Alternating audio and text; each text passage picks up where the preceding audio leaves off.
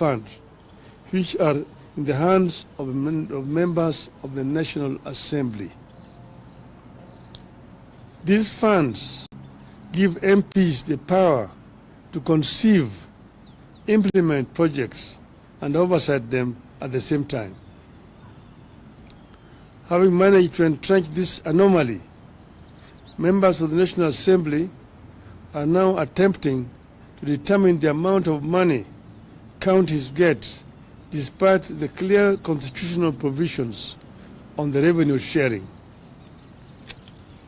The members of the National Assembly are also scheming to dip their fingers into more executive projects like road maintenance levy fund at the national constituency level, in addition to the National Government Constituency Development Fund and the National Government Affirmative Action Fund. The Constitution assigns 3 roles to members of Parliament, and this is universal. 1, representation; 2, legislation; and 3, oversight. I repeat, representation, legislation, and oversight, period. Execution or implementation of programs has never been and can never be the job of members of Parliament without creating a serious accountability crisis in our governance system to the detriment of us all. Parliament makes laws and ensures that the laws are implemented and followed. It is against this backdrop that I find the ongoing standoff between our 2 houses of Parliament over division of revenue extremely scary, unhelpful, and unnecessary. The Constitution we promulgated in 2010 guides the way the government and our country works. It divides the government into 3 parts, each with the power to keep the other parts under control. It further creates 2 levels of government: the national government and 47 county governments. The 3 parts you know: the executive, the legislature, and the judiciary.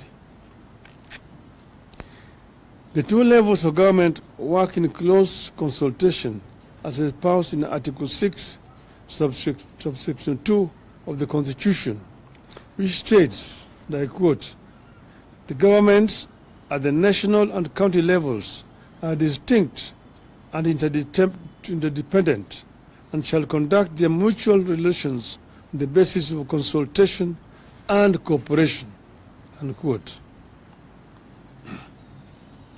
Now, because MPs want to have their way with the abrogation of the Constitution and getting their pound of the flesh with regard to NGCDF, the Senate and the National Assembly are unable to agree on something the law is so clear about: sharing of the revenue between the national government and the county governments.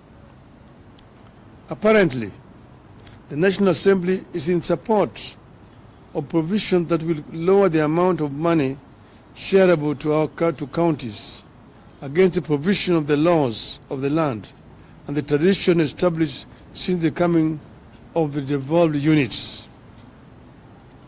Against the laws of the land, the National Assembly is supporting a proposal that would provide that any revenue shortfall in the country is borne by both levels of government. The result of this unhelpful and unnecessary deadlock is that the operations of the already strained devolved units are moving towards a standstill, with critical services in jeopardy. This unlikely and unhelpful fight over allocation of revenue to counties threatens a shutdown at the counties at a time Kenyans need the units to function optimally and help boost the country's increasingly fragile economy. The National Assembly is pushing for the proposed amendment to the Division of Revenue Act, in which they recommend a 380 billion allocation to counties, which stands in contrast to the 400 billion already stipulated in the Appropriations Act, which is currently in force.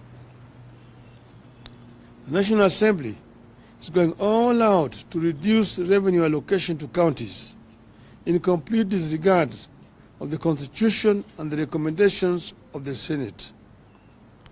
This move is not only illegal and unconstitutional, it also sets an extremely dangerous precedent which, if allowed to stand, will lead to a slow but steady strangulation and eventual killing of counties. The National Assembly must get it very clear that revenue allocation to counties can only go up, not down, unless the intention is to kill devolution.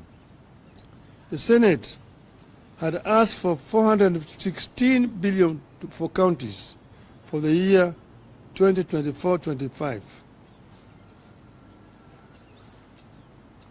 After negotiations, Senate settled on the figure of 400 billion, which is set out in the Division of Revenue Act 2024. The law is clear that counties get at least 15% of the national revenue, and 400 billion is 15% of the national revenue.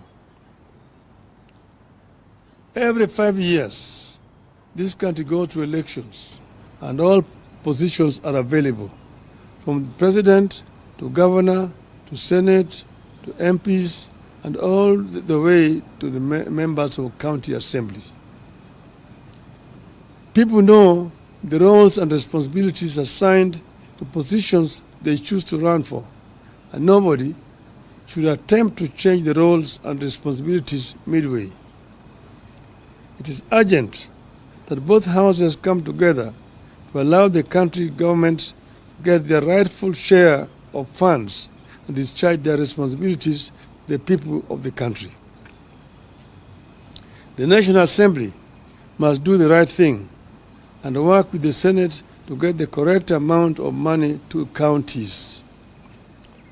More than a decade into the two levels of government, the management and funding of devolved units should be getting more efficient and more predictable. The current standoff and attempts to tamper with allocation indicate a dangerous backward march.